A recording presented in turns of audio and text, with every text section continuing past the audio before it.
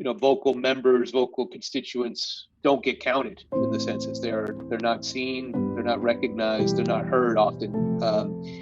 And so, we got funding to reach people. We were supposed to be doing a lot of in-person things.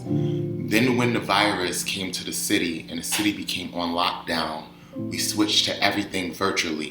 This has been extremely effective. So we're talking to people, doing a wellness check with everybody, but we're also then reminding people about the census and giving people the ability to do the census online or over the phone. I called this one woman who just was going through a crisis. She was homeless.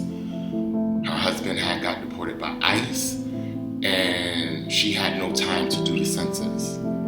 I was able to call her and tell her the importance of the census. And for her and her family being immigrants and being separated by ICE, the census was the perfect thing for them to do. It was the perfect way for the family to take their power back and let the United States know that they matter. We have to bring back revenue in low-income communities. That is very important. That has to live. It took the virus to teach each other how to stick together. And the census is very important to bring people together because a lot of people don't know why it's so important. This is the next 10 years of revenue coming in low-income communities. Now we are the epicenter. We've been doing calls to remind folks about the census in theory. However, they have turned to be wellness checks. I got to speak with somebody who lives in the Bronx, who has a heart condition. I was able to connect him with Invisible Hands and other services that provide food and minimize the extent to which folks are exposed to the virus that is wreaking havoc within our communities. One of the most exciting calls that I made were to this 18-year-old young lady. And she never heard of the census and never did it. And I told her why I did it.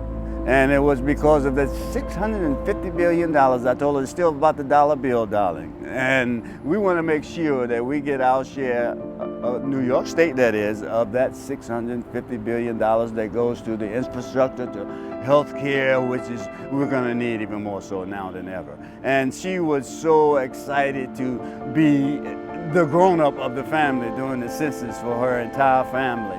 And as an older person, it inspires me to see young folks getting involved.